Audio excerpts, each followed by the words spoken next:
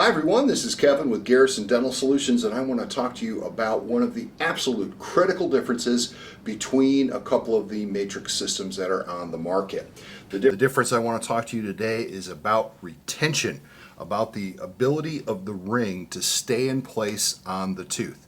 Here we have competitive rings. Here we have the Garrison Strategy rings.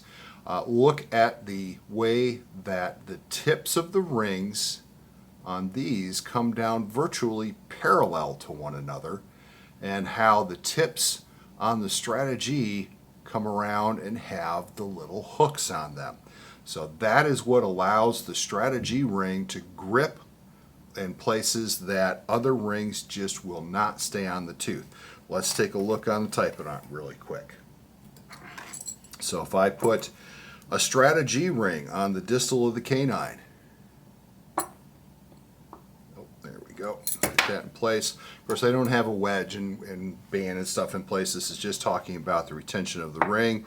This thing is going to hold on there very nicely. If I switch that out and I put a competitive ring in that location,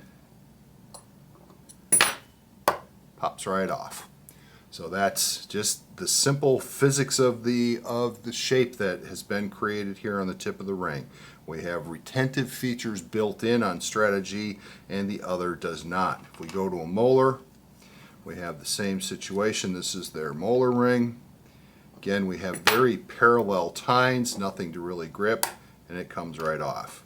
Here, I'll do the tall ring on this molar. Come in here with a tall ring. And we have these great ability to wrap around under the infrabulge of the tooth and hang on like nobody's. I'm actually holding the Typodont up and shaking it by the ring, and that ring stays in place. Huge benefit. You cannot restore the tooth if the ring will not stay in place.